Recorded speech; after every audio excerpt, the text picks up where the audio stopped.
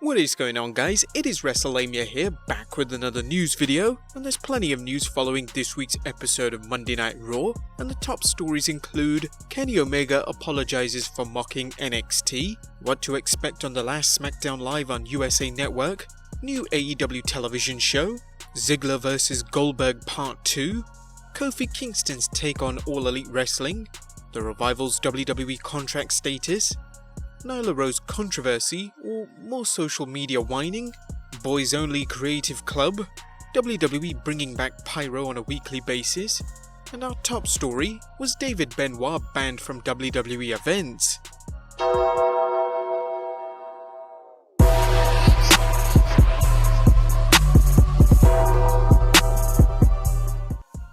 Be sure to hit that like button and subscribe for more. But let's waste no further time and get into the first story as Kenny Omega apologizes for mocking NXT.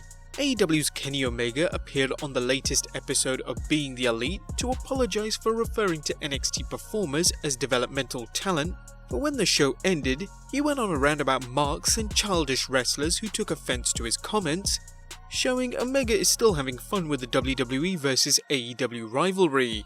And then I would see so many burner accounts from the wrestlers. And I know it's from the wrestlers because they're even bigger marks than the people that fill the seats. Damn it, just come at me, bro. But I could see him, there's Donovan head, right? Sitting there, now Triple H will push me. I'm going to get the TV time now. I'm going to stand up for the team. What? God, I speak a promo in character, okay? It's these people that barely have a grasp on the English language, and they're tweeting at me saying, "No, how dare you say that? These guys aren't developmental talent. No, they're not developmental. And they're better than you. Actually, they did more for the business than you." Okay, in what reality? You know how many Match of the Year awards I have? You know how many records I broke, I shattered, and no one's ever gonna re-break them on a daily basis. To be the next Kenny Omega. They're trying so hard. Next up, what to expect on the last SmackDown Live on the USA Network. It's hard to believe, but the 24th September marks the last time SmackDown Live will air on the USA Network, unless it tanks when it moves to Fox, which in that case could see it airing on Pop TV. So far, the WWE has announced 2 talk segments with WWE Champion Kofi Kingston sitting down to discuss Brock Lesnar's challenge and Roman Reigns and Daniel Bryan trying to settle their differences. A tag match between the team of Charlotte and Carmella versus Sasha Banks and Bayley is also planned. The Wrestling Observer's Dave Meltzer speculated on what to expect. That's gonna be a lame duck show because everything's gonna be built for the week after. I mean, what's the point? There's really no other point other than to set up angles for the October 4th show. So the SmackDown show this Tuesday should in theory be a very angle-heavy show. The reality is that WWE often doesn't know what it's doing for SmackDown until minutes before the show, with Vince McMahon frantically rewriting it. It makes sense that the WWE would make its last SmackDown episode on USA compelling in order to bring viewers over to Fox, but then again, the WWE has been doing a piss-poor job all summer with the Blue brand, and that's just our opinion. Next up, a new AEW television show. It looks like All Elite Wrestling could be launching a new television series following its upcoming television show AEW Dynamite. According to entertainment news site The Wrap, Brett Whites, the general manager of TNT, TBS and True TV, told The Wrap that his company and All Elite Wrestling are talking about doing a studio show together.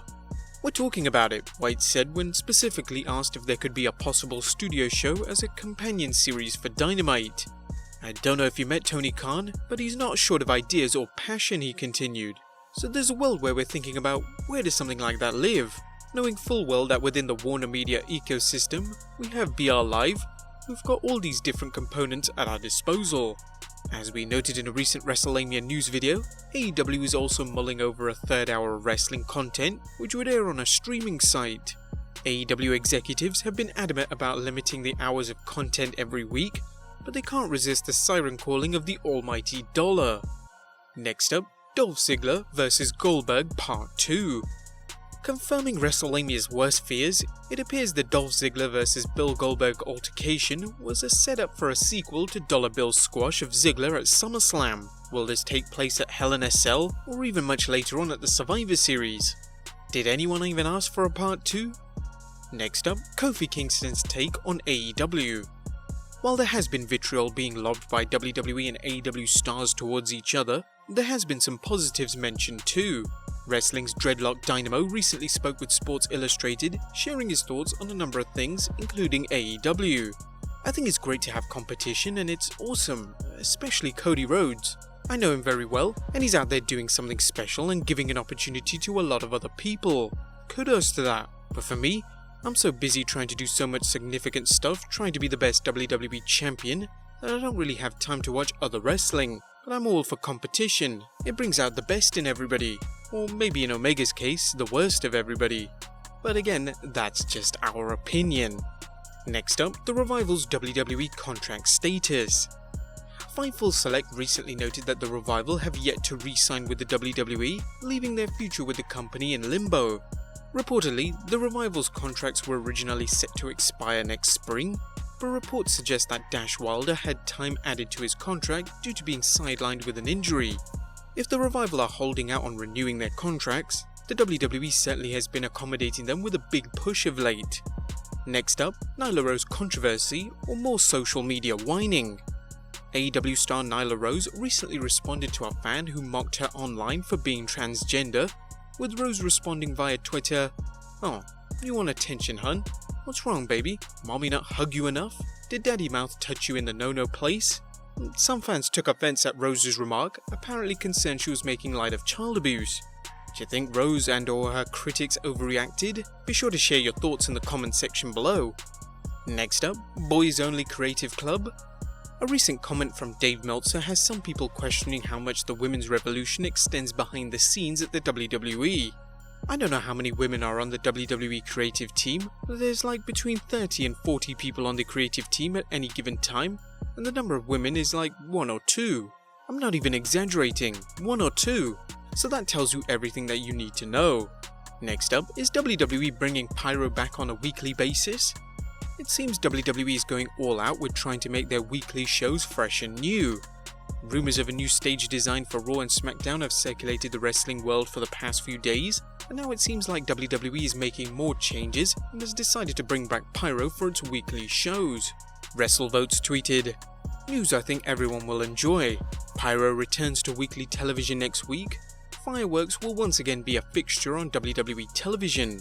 It's interesting that Pyro has come back, specifically since it's been heavily featured on AEW pay-per-views. Could that have influenced the decision to bring it back?" And our top story of today was David Benoit banned from WWE events.